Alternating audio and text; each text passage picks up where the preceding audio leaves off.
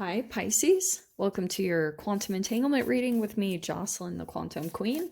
And as you guys saw from the title, this is for the month of July. So we're going to go ahead and take a look and see what's coming up for you guys. This is for Pisces Sun, Moon, or Rising. And as always, welcome to my cross watchers. Cross watcher, you could be dealing with a Pisces, and the message could actually be for you. So feel free to take it however it resonates with you and your situation. Keep in mind that these are general and timeless readings. No, they're not. They're just general.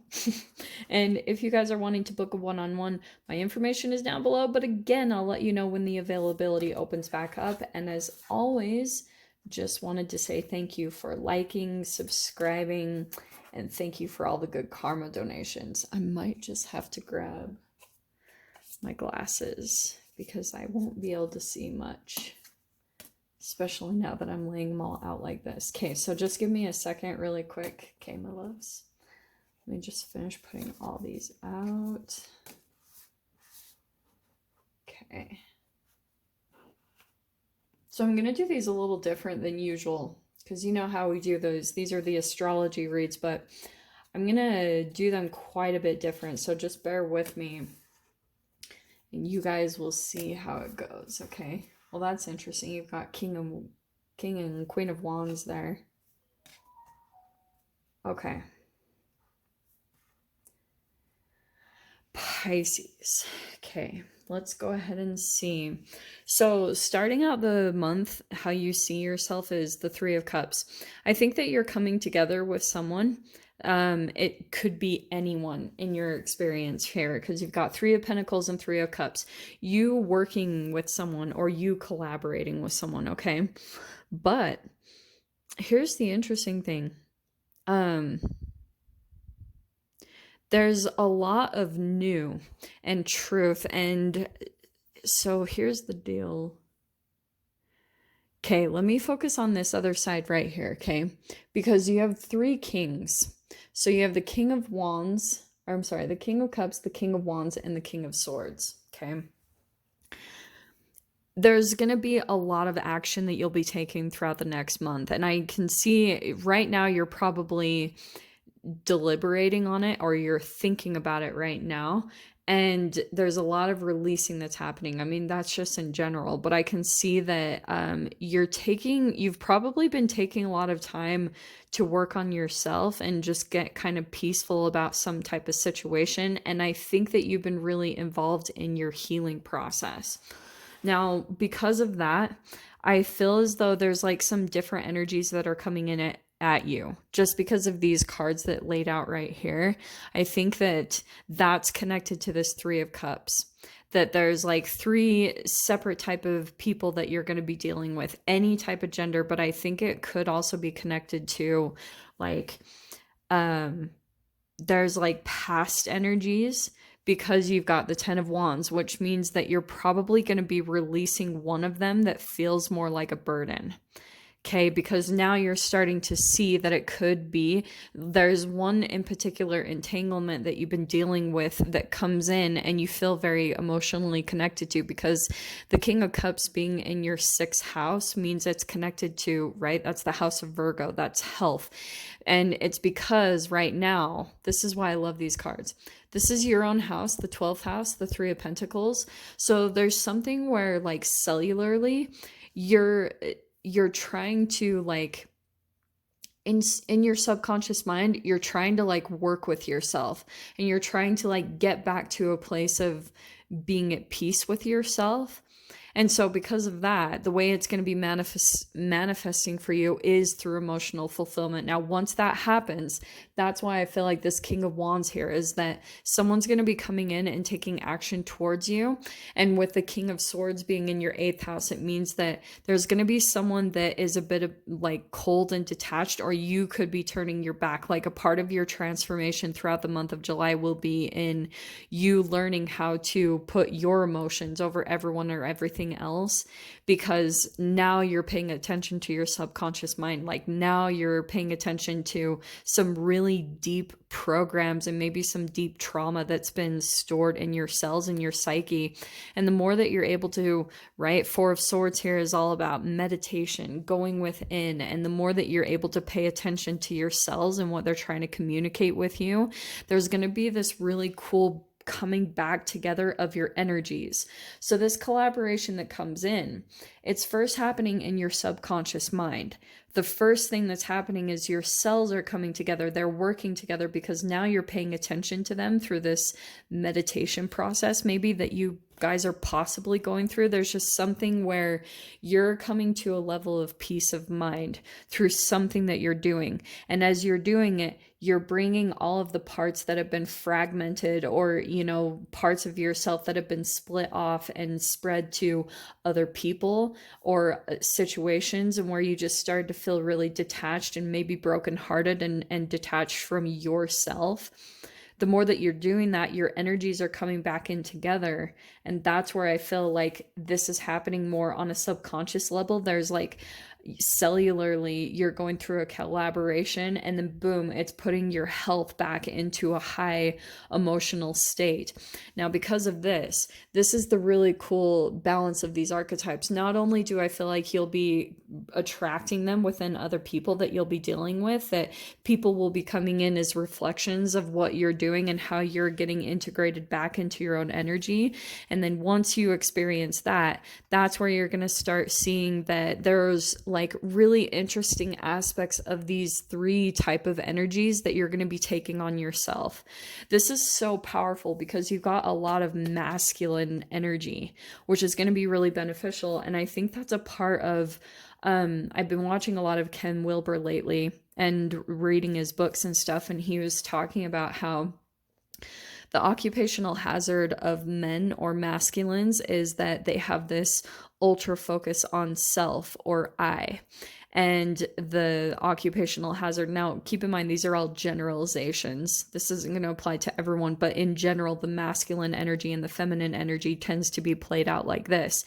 And the feminine energy, the typical kind of occupational hazard of that is that there's an ultra focus on you or other or someone else, which means that you can get lost in someone else's energy. Okay, so that's why I was saying there's this coming back into self and working on yourself. And as you do that, it's going to be releasing a lot of burdens. Like you'll even be able to see the things that were a little bit tricky or a little bit hard for you to handle, especially with Ten of Wands here being in your business. I think that as you're focusing on this and starting to collaborate with yourself more, you're going to start to see yourself, release. There's like certain burdens that will be released in a financial way, and then there's going to be these truths and these communication that come in. This to me, with the Spirit of Swords and the Dawn of Swords right there next to each other, I feel like throughout this next month, you're going to be communicating with a particular person that sheds a light maybe on money aspects, just because of that connection right there. It feels like there could be someone in that's sharing knowledge or sharing their experience, and it's helping you in a really good way. Now, over here with the Four of Swords and the Four of Pentacles, I feel like what's happening with the Four of Pentacles, there's like some type of creative hobby or thing that you'll be working on, and it's like getting your focus back on track. These two feel connected, and you could be doing it at home, okay, with those two connected, but there's something here where you're starting to almost just have like this ultra focus on whatever this creative thing is that you have, because it's manifesting a lot for you and it's bringing you a lot of truths. It's like when you go out and do this, you receive some type of inspiration or whatever this is for you guys. It could be a hobby or a sport, but as you're doing it, you're getting all these like downloads of information that are going to be helping you to make all these transitions in every other area of your life. Now, really quickly too, over here in your 11th house, we have the Queen of Wands. So I think that there could be, like I said, a fire sign, possibly an Aries, Leo, Sag, that will be coming into your experience that will very much so like, This is really interesting because this person I feel like wants to collab with you in some way, shape, or form, or they just want to connect with you. And I think it's because stay kind of cautious, because not to say you can't connect with people, Pisces, like, but your energy can be so intoxicating. Like, you have this level of depth, and then when people come around you, they're like, oh my gosh, that's so amazing. The depth that they feel they've been lacking, you're gonna highlight that in them, and that can sometimes turn into like people that kind of cling on to your energy or something. That's kind of what I'm seeing what this Queen of Wands to be is. So it's not saying like, oh, don't connect with anyone. I'm just saying stay really aware of people that can latch onto your energy and want to stay connected with you, because I do get the sense that this next month of July, you're really stepping into your power. Like, you're becoming more of maybe a leader or a dominant one. And as you do that, people are going to, that are maybe like looking for a leader, are going to be more attracted to you. They're looking to you for answers. And that's a part of this like Spirit and Dawn of Swords, is like people are reaching out, they're asking questions, they're like, because you're going through that alchemization within yourself, right? Maybe you're receiving some type of truths from other authority figures, and then as you receive these truths, it builds up your confidence. It makes you kind of alchemize in a way, and now you're starting to see different perceptions, not only of yourselves, but other entanglements that you've been in with particular people from the past. So as you shift in consciousness, and as you shift these perceptions, now you're able to go through like a true alchemization, where anything like ways that you were thinking lower of yourself, or you were thinking down, or that's all going to transform throughout the month of July, because you'll be seeing, like, for example, if you have been portraying yourself as some type of victim in a situation, or you've been dealing with some type of fear around a particular person, if you're able to look at the underlying layer of that fear, like see, because, and this is the other thing I freaking love, I might just have to attach the video. I'll attach this video by Ken Wilber down below if you guys want to view it. But he talks about how fear is an inauthentic emotion, and it has a layer underneath it. The fear is just a manifestation of a disconnection energetically that you have to a particular emotion that's deeper underneath the surface. So that's why in this specific video, what he talked about is that if you have a fear, usually it's a fear of something that you perceive to be bigger than yourself or more powerful than you. And so if that's coming up to the surface for you, then you might be like, there could be something about getting into the emotions because you're holographically projecting it, whatever it is. And so, but the fear is the layer, but what you're really truly doing, and this is what I love about his work, if you dive into the perception of the monster or the thing that you're really afraid of, it could be something really deep, like down to some type of fear around self-preservation. And it's going to probably go back to a time that you experienced some type of trauma in your past. So say, for example, you went through some type of like sexual trauma, or, you know, a life-threatening situation.